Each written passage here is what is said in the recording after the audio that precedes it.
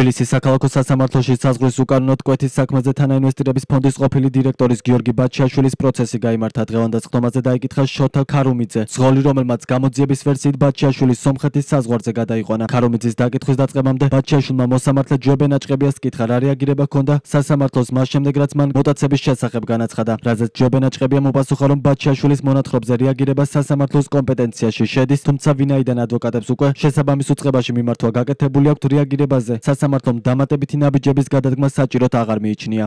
შენ მოტაცების შემდეგ გავიდა უკვე 3 კვირა. რაც მე ამ დარბაზში თვითონ მოვახსენეთ ამის შესახებ. გავიდა უკვე კვირა. მინდა გითხრათ, რომ არც ერთი მოქმედება არ ჩატარებულა, იმის ხელშეკრულების ჩვენი საკითხშიც ვარ.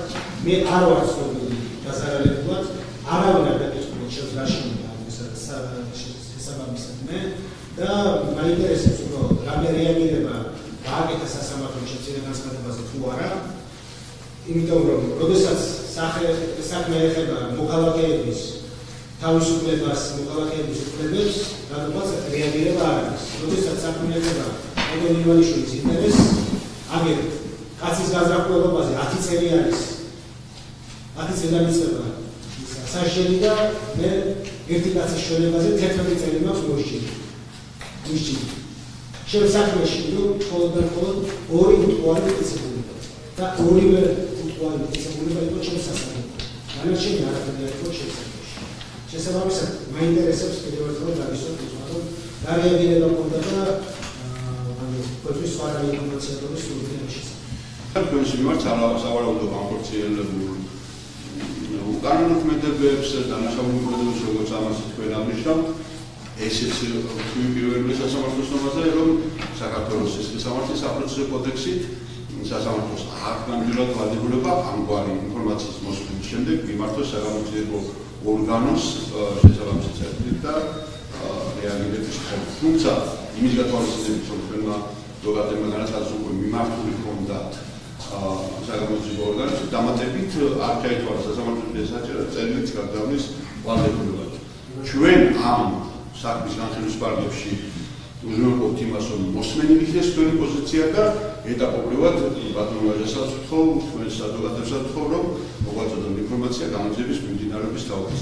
სამწუხაროდ სისხლისამართლის საპროცესო კოდექსით სხვა სისხლისამართლის საქმის გამშვებელ მოსამართლეს სხვა მოქმედების შესაძლებლობა არ დააჩენია. მაშინ უბრალოდ მითხარით მოხალხეს, მართლა მაინტერესებს მე როგორ უნდა ვეღო ამ სასამართლოს, რომელიც არის იმ სასამართლო სისტემის ნაწილი, რომელიც ამ ყველაფერს შედის და არანაირი შემხარეს არც მოსმენი, არც გაზიარება არაფერი არ მოგწოდა.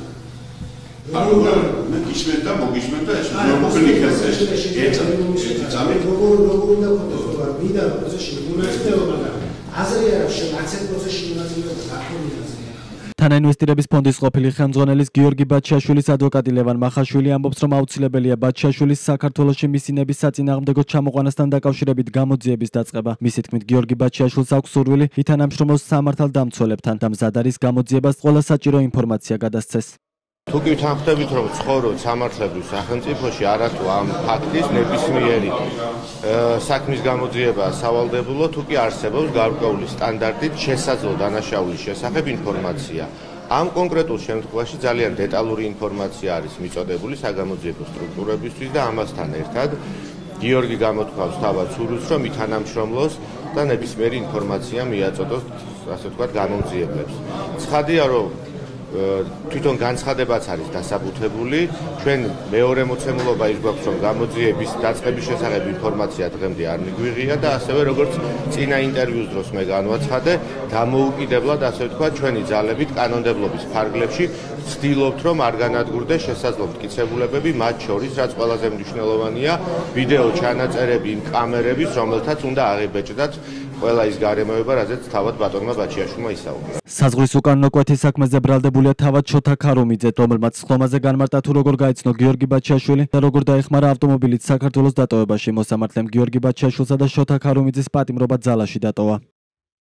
მეც მივედი ავიყვანე მანქანა, წავედი გავიშვიდე მიმართულებით, რომ მივედი იქ, რომ დამხდა ბატონი გიორგი. მე ხარ ვიცოდი თავიდან ბატონი გიორგი უნდა გადამეყვანო. მეგონა რომ უბრალოდ სხვა იქნებოდა რა. რომ დამიჯდა მანქანაში და რომ ვკითხე რომ საითკენ წავიდეთ, სადავიყვანოთ და მე მოვდივარო და ნუ სიმართლე გითხრათ მე რაღაცა ჭიჭკი მქონდა რომ თვითონ იქნებოდა მაგრამ რაღაც იმაში ნუ გამიხარდა რომ სხვა არ იყო ასე ვთქვათ რა და წავედით რომ მივედით სასონხეთის საზღვართან სადახოსი სოფელი სადახო იყო იქ ბატონი გიორგი გადავიდა იქ სამალავი იყო მოსყობილი პაგალიტის ასიდენია შუაში განთავსა იქ და გავიარე სასონხეთის ან ჩვენი საზღვარი საქართველოს საზღვარი